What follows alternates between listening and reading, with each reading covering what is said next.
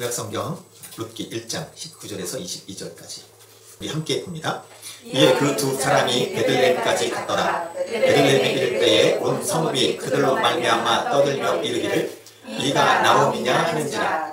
나오미가 그들에게 이르되 나를 나오미라 부르지 말고 나를 마라라 부르라. 이는 전문자가 나를 심히 괴롭게 하였음이니라. 내가 풍족하게 나갔더니 여호와께서 내게 비어 돌아오게 하셨느니라. 여호와께서 나를 징벌하셨고 전문자가 나를 괴롭게 하셨거늘 너희가 어찌 나를 나오미라 부르느냐 하니라. 나오미가 모압 지방에서 그의 며느리 모압 여인 룻과 함께 돌아왔는데 그들이 우리 주소 시작할 때에 베들레헴에 이르렀더라. 아멘. 전체적인 내용을 잠시 요약하면 이렇습니다.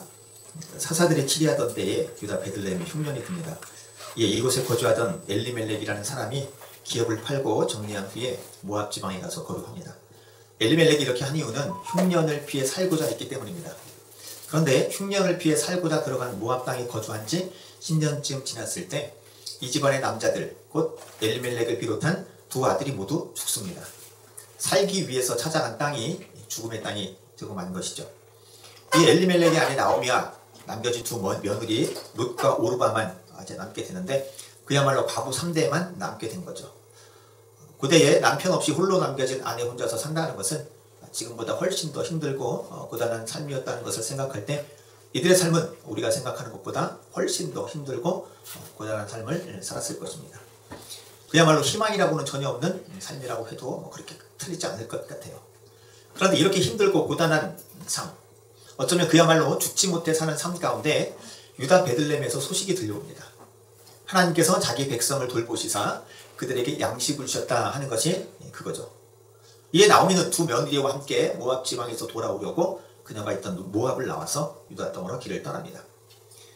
그런데 무슨 마음이 들었는지 나오미가 이 두 며느리를 붙들고 말해요. 너희는 각기 너희 어머니의 집으로 돌아가라. 너희가 죽은 자들과 나를 선대한 것 같이 여호와께서 너희를 선대하시기를 원하며 여호와께서 너희에게 허락하사 각각 남편의 집에서 위로받기를 원하노라. 나오미에게 무슨 심경의 변화가 생겨서 함께 유다로 향하던 며느리들에게 이렇게 말했는지는 알 수 없습니다. 추측컨대 유다 베들레헴으로 돌아간다고 해도 여기 모압에서의 생활과는 크게 다를 것이 없을 것이라는 판단됨으로 보입니다. 특별히 이 며느리들은 유다 사람들이 아니라 이방여인 모압 사람들이죠. 어찌됐든 이 시어머니 나오미를 따르지 말고 각각 살 길을 찾아서 떠나라 라고 말하는 이 시어머니 나오미에게 두 며느리가 말해요. 아닙니다. 우리는 어머니와 함께 어머니의 백성에게로 돌아가겠습니다. 하지만 말씀드렸듯이 베들레헴으로 돌아간들 지금 모압에서의 생활보다 좋아진다는 보장이 없습니다. 이에 나오미가 의미심장한 말을 해요. 여호와의 손이 나를 치셨으므로 나는 너희로 말미암아 더욱 마음이 아프다. 여호와의 손이 나를 치셨다?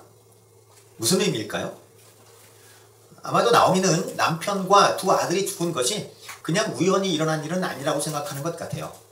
그 일에 하나님이 개입하셨다라고 생각하는 것 같습니다. 하나님의 개입이라면 어떤 차원에서 개입일까요? 조심스러운 부분이 있지만 그렇다고 그냥 넘어갈 문제는 아니라고 생각이 됩니다. 다시 말해서 우리가 당하는 고난의 원인, 우리가 당하는 고통의 원인이 무엇인가 하는 것이 바로 그것입니다. 룻기를 볼 때 엘리멜렉이라는 가문의 몰락에 대한 견해는 두 가지입니다. 하나는 죄로 인한 것이라 라고 보는 견해이고 다른 하나는 죄와 상관없이 인간에게 닥치는 불행이 그것입니다. 여기서 죄와 상관없이 인간에게 닥치는 불행은 우리가 요셉을 통해서도 이미 보았던 것이고 욥을 통해서도 이미 보았던 것이에요. 그리고 더 나아가 이 시편의 경건한 사람들, 경건한 하나님의 사람들이 하나님 앞에서 의롭게 살았음에도 불구하고 당하는 고난들을 우리가 볼 수 있었죠. 반면에 하나님 앞에 죄를 지었기 때문에 당하는 고난도 분명히 존재한다라고 하는 사실입니다. 자, 그렇다면 엘리멜렉의 가문이 당하는 고난은 어떤 차원에서 당하는 고난일까 하는 것입니다. 금방 말씀드렸듯이 두 가지의 견해가 있습니다. 죄로 인한 고난, 그리고 그 반대로 죄와 상관없이 당하는 고난과 불행입니다. 그러면 이 중에서 룻기의 배경에서 볼 때 우리는 어떤 견해가 맞는다라고 생각할 수 있을까요? 룻기의 전체적인 배경으로 보면 죄로 인한 고난이라 그렇게 보는 것이 더 적절해 보입니다. 이렇게 말할 수 있는 이유는 룻기의 배경이 사사들이 치리하는 때라는 문구로 시작하기 때문에 그렇습니다. 자, 사사기는 우리가 알고 있듯이 하나님께 범죄하면 그 범죄로 인한 고난과 고통이 찾아옵니다. 그래서 이것 때문에 하나님께 부르짖으면 하나님께서 구원자 사사를 보내셔서 그들을 구원하십니다. 사사기는 이 이야기, 이 사이클이 계속해서 반복돼요. 죄를 지으면 하나님이 징계하시고 고난을 주시고 회개하면 거기서 풀어주시고, 그러니까 죄로 인한 고난이 사사기에서의 고난의 원인이라고 우리가 말하는데, 지금 룻기의 시대적인 배경이 어떤 시대냐면 바로 사사들이 치리하던 때예요. 따라서 룻기를 사사시대의 배경에서 읽으면 하나님께 범죄로 인한 흉년이라 그렇게 읽을 수 있고, 하나님은 왕이시다 라고 하는 뜻을 가진 엘리멜렉이 뜻이 이름이 하나님은 왕이시다인데, 그 사람이 하나님께서 주신 땅, 곧 기업을 다 팔아서 정리하고는 하나님이 계신 땅을 떠나서 모압의 신이 거주하는 모압으로 이주한 것은 하나님 앞에 죄가 된다, 그렇게 말할 수 있는 거죠. 어찌되었건 유다 베들레헴을 떠나서 모압에 거주하던 나오미가 이제 고난과 고통을 당한 그 상황에서 두 며느리와 함께 베들레헴으로 돌아오다가 두 며느리에게로 지금 돌아가라고 말하는 거죠. 이 오르바는 나오미를 떠나서 모압 땅으로 돌아가고, 룻은 완강하게 자기 의사를 표현해서 시어머니 나오미와 함께 유다 베들레헴 땅으로 돌아옵니다. 자, 나오미와 룻이 베들레헴에 도착했을 때 이미 시간은 10여 년이 지난 거죠. 그때 베들레헴 사람들이 나오미를 알아봅니다. 그리고 이렇게 말해요. 아니, 이게 누구야? 나오미 아니야? 자, 그런데 이 말을 들은 나오미가 이게 나오미 아니야? 라고 말하는 사람들을 향해서 이렇게 말해요. 나를 나오미라 부르지 말고 마라라고 부르세요. 왜냐하면 전능자가 나를 심히 괴롭게 했기 때문에 그렇습니다. 내가 이곳을 떠날 때는 풍족했는데 여호와께서 나를 텅 비워 돌아오게 하셨습니다. 여호와께서 나를 징벌하셨고 전능자가 나를 괴롭게 하셨는데 어찌 내가 나오미라 할 수 있겠습니까? 이렇게 말해요. 여기서 나오미가 당하는 고난의 주체, 누가 이렇게 나에게 고난을 줬는가 라고 하는 표현을 잘 보시고요. 여기서 나오미와 마라의 뜻이 무엇인지를 알면 지금 나오미가 하는 이 말이 조금 더 선명해집니다. 성경을 보시면 나오미 앞에 1이 있고 마라 앞에 2가 있죠. 성경 아래를 보시면 나오미는 희락이라는 뜻이고 마라는 괴로움이라는 뜻이라 이렇게 나와요. 특별히 마라라고 하는 단어는 우리가 잘 알고 있는 출애굽기 15장 23절에 한번 나오는데, 출애굽 이후에 며칠 길을 걸어가서 물을 만났는데 그 물이 써서 못 먹게 됐죠. 그래서 원망하고 불평할 때 그 물을 달게 만드셨다, 그런 말씀이 나와요. 거기서 쓰다라고 하는, 그 물이 쓰다라고 하는 그 표현이 여기 마라라고 하는 거예요. 그러니까 마라는 쓰다, 또 괴롭다, 그런 뜻이 있는 거죠. 그러면 이제 이런 의미로 지금 나오미가 하는 말을 들으면 이렇게 되는 거예요. 나를 희락의 여인이라고 부르지 말고 괴로움의 여인, 쓰디쓴 인생의 여인이라고 부르세요. 왜냐하면 전능자가 나를 심히 괴롭게 했기 때문입니다. 내가 이곳을 나갈 때는, 내가 하나님이 계신 이 유다 땅 베들레헴을 나갈 때는 풍족함으로 나가서 희락이 있었지만 여호와께서 나를 텅 비워 돌아오게 하심으로 나는 지금 괴로움으로 가득 찬 사람이 되었습니다. 여호와께서 나를 징벌하셨고 전능자가 나를 괴롭게 하셨는데 어찌 나를 희락의 여인이라 부르는 것이 합당하겠습니까? 나를 쓰디쓴 인생의 고통의 여인이라 불러주십시오. 이렇게 말합니다. 자, 지금 나오미가 하는 말을 가만히 들어보면 나오미는 지금 자신에게 닥친 이 고통과 괴로움, 이 고난이 하나님의 역사라고 생각하는 것 같습니다. 그러니까 그냥 단순히 그냥 인간사에서 살다 보니 남편이 죽고 자녀들이 죽었다, 그렇게 보는 게 아니고 그 사건 자체에 뭐가 됐던, 나오미가 지금 그것이 죄를 인식하든 인식하지 못하든 중요한 건 이 모든 것들이 지금 하나님의 일하심 속에서 이루어졌다, 그렇게 보는 것은 분명한 사실인 것 같아요.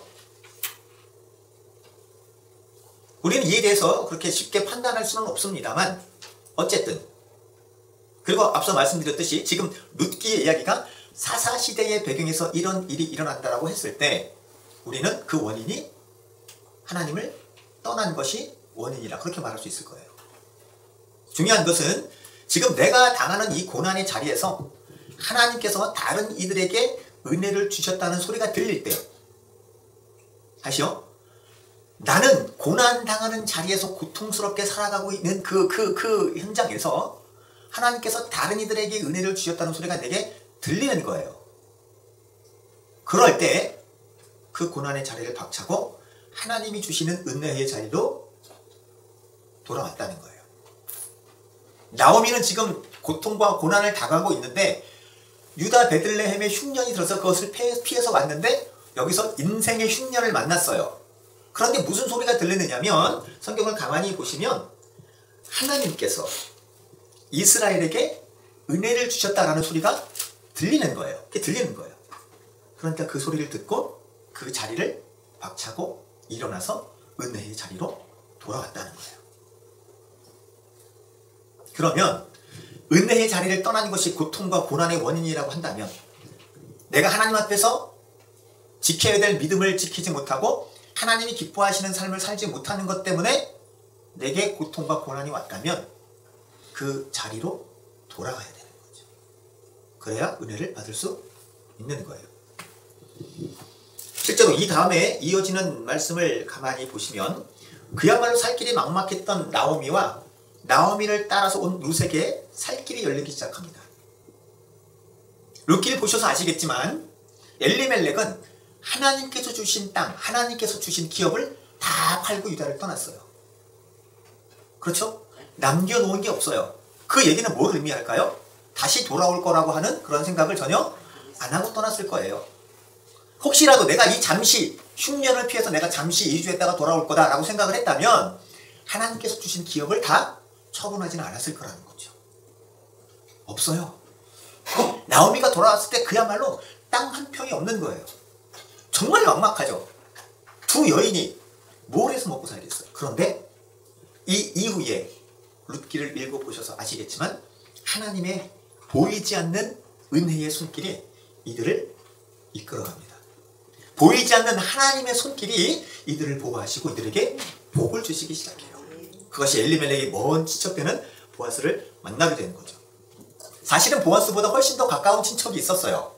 근데 그는 그들에게 은혜 베푸기를 거부하고 결국엔 보아스를 통해서 이 가문이 다시 살아나게 되고 이 두 여인의 인생이 역전되는 역사가 일어납니다. 아멘. 하나님을 아버지라 부르면서 예수를 믿는 우리들에게도 이 엘리멜렉과 나오미와 같은 삶이 찾아올 수 있어요. 아멘. 있어야 할 자리를 떠나는 것이 살 수 있는 유일한 길이라 내가 생각이 되어져서 내가 있어야 될 자리를 떠났지만 오히려 그것이 나에게는 고난이 될 수 있고 고통이 될 수 있고 죽음이 될 수 있습니다.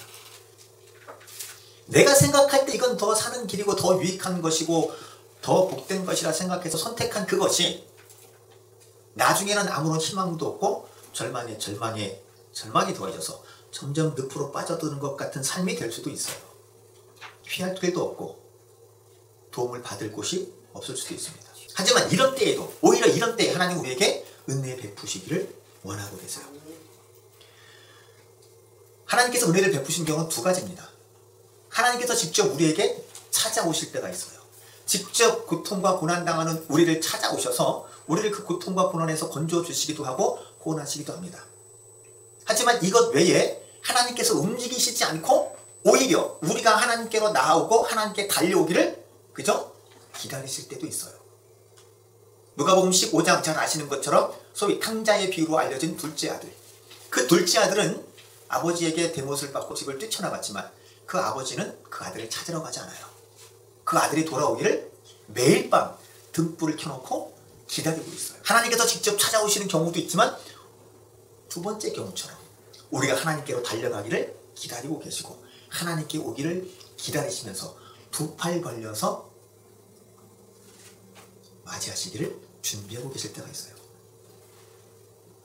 그리고 그 방법 중에 하나가 다른 이들이 하나님의 은혜를 받는 것을 보게 하심으로써 지금 여기에 있는 것처럼 흉년이 들었던 유다 베들레헴에 하나님께서 양식을 주셔서 풍족함을 누리게 하시는 것을 보게 하심으로써 하나님께로 돌아오도록 유도하시기도 합니다. 분명히 여기 있으면 죽을 것 같아서 내가 살려고 도망을 왔는데 오히려 살려고 간 땅에서 나는 죽게 되었고 죽을 것 같은 그 땅에는 오히려 하나님이 은혜를 주셔서 살아난 역사가 있는 거예요. 저쪽은 저 사람은 안 될 것 같은데 잘 되고 나는 잘 안 되고 그럼 하나님께 묻고 하나님을 찾는 거예요. 물론 내용적으로 보면 그렇게 생각할 수 있어요. 하나님은 다른 이들에게는 복을 주면서 왜 나에게 유독 나에게만은 그렇게 모질게 대하는 것일까? 라는 생각을 할 수도 있습니다. 하지만 내 인생의 주인은 내가 아니고 하나님이시죠. 그리고 그 하나님께서 나와 함께 하기를 원하고 계신다는 건 분명한 사실이에요. 내 생각과 하나님의 생각이 다를 수 있는 거죠. 나는 이만하면 족하다, 이만하면 괜찮다라고 생각할 수 있지만 하나님은 그것보다도 한 걸음, 두 걸음, 몇 걸음 더 하나님께 가까이 오기를 원하실 수도 있어요. 내 기준에, 내 생각에, 내 판단에 이만하면 됐다가 아니고 하나님의 기준에, 하나님의 판단에 맞는 거예요. 그래서 하나님은 하나님께로 나오는 모든 자들에게 나오미와 룻이 예상하지 못했던 구원의 은혜를 베푸셨던 것처럼 그 은혜를 베푸세요. 우리가 부르는 찬양, 주를 찾는 모든 이에게, 그 다음에 가사가 뭐예요? 주를 찾는 모든 자들에게. 숙제입니다. 시편 말씀이에요. 어느 시편 어디인지 그거 찾으면 가사 다 저기 나오죠. 룻기는 인생의 마라, 곧 우리의 인생이 쓰디쓴 괴로움을 만났을 때 그 쓰디쓴 괴로움, 마라의 쓴물을 어떻게 해야 단물로 바꿀 수 있는지를 보여줍니다. 주변의 사람들에게 은혜를 베푸시는 걸 보면서 하나님께 돌아오게 하시고, 내 힘과 능력으로는 마라의 쓴물을 단물로 바꿀 수 없는 것을 분명히 알게 하셔서 하나님께로 나오게 하시죠. 중요한 것 계속 반복하지만 하나님께로 돌아오는 자들은 누구든지 마라의 쓴물이 변화해서 단물이 되게 하신다는 사실이에요. 그 이름이 마라에서 나오미가 되게 하신다고 하는 사실입니다. 여기보다도, 지금보다도 더 가까이 가라고요? 예, 하나님이 그걸 원하실 수도 있어요. 목사님, 저는 하루에 2시간씩 기도하고요, 성경 1시간씩 봅니다. 이게 부족하다고요? 하나님은 더 요구하실 수도 있어요. 아니, 쟤는 저만큼도 기도 안 하는데요? 제가 제일 성질난 게 그거예요. 나보다 기도 안 하는 사람들이 은사 받는 게 정말 성질났어. 아니, 나보다 기도를 많이 해서 은사를 받았으면 제가 수긍을 하겠어요. 나보다 기도 안 하잖아요. 근데 하나님은 저를 안 주시는 거예요. 내가 생각하는 기준하고 하나님이 생각하는 기준하고 다른 거예요. 그럼 어디에 맞춰야 될까요? 하나님 기준에 맞춰야죠. 하나님께서 원하시는 그 자리까지 가야 되는 거예요. 룻기는 4장으로 되어 있어서 짧지요. 그래서 읽으면 그냥 모든 일들의 진행이 그냥 일사천리로 매우 짧은 시간에 진행되는 것처럼 보입니다. 하지만 실제로 우리가 생각하는 것보다 훨씬 더 오래 걸렸을 수도 있어요. 그리고 우리는 이미 결론을 알고 있으니까 그렇게 힘든 것처럼 보이지 않지만 룻기에는 이 당사자들은 그 하루하루가 진행되는 것이 의심을 하기도 하고 소망을 잃을 수 있기도 하고 그런 삶이었을 거예요. 에스더서를 보셔도 아시겠지만 우리는 결과를 아니까 그렇게 크게 긴장이 되지 않습니다만 에스더 시대에 실제 살았던 사람들은 어땠을까요? 방법이 없는 거예요. 그냥 그날이 되면 그냥 죽는 거예요. 다른 방법이 없는 거예요. 얼마나 두려웠을까요? 삶에 무슨 소망이 있었을까요? 뭐가 있었을까요? 아무것도 없는. 근데 그 상황을 하나님이 역전시키죠. 그 기간 동안은 그야말로 지옥이에요. 그런데 하나님이 은혜를 주시는 거죠. 조급한 마음이 들지만 하나님께서 하나하나 이루어 가실 것을 믿음으로 하나님께 나아가고 하나님의 선하신 인도하심을 기다리면서 하나님의 인도하시는 길을 따라갈 때 나오미가 나오미 되게 하신 그 은혜가 우리에게도 부어질 줄 믿습니다. 아멘. 그리고 그 부어진 은혜로 마지막 룻기 4장을 보시면 나오미가 하나님 주신 선물을 안고 아들이죠, 히락의 노래를 부릅니다. 그 부어진 은혜로 나는 마라라고 불러달라고 했던 그 여인이 다시 나오미가 되어서 하나님을 찬송했던 것처럼 우리도 하나님 앞에서, 사람들 앞에서 히락의 노래를 부를 수 있는, 하나님의 구원하심과 하나님의 일하심을 찬송할 수 있는 그 날이 나에게도 속히 임하기를 간절히 소원합니다. 함께 기도하겠습니다. 하나님, 내 인생의 마라를 만났는데 이 인생의 마라가 나오미가 되게 하옵소서. 출애굽 이후에 마라의 쓴물로 인하여서 죽게 된 상황이어서도 하나님께서 은혜를 베푸셔서 단물이 되고 생명수를 마시고 살아나게 하셨던 것처럼 내 인생도 그런 은혜를 주옵소서. 몸이 아픕니다. 영이 약합니다. 물질이 약합니다. 하나님, 나의 모든 약한 것들, 모든 연약한 것들, 부족한 것들 주님께서 채워주시길 원합니다. 한 걸음 더 주님께 달려갑니다. 한 걸음 더 주님께 가까이 갑니다. 치료해 주시고 치유해 주시고 회복시키시고 강건케 하시며 부하게 하옵소서. 우리 시간 주께 간절히 기도하는 시간 갖겠습니다.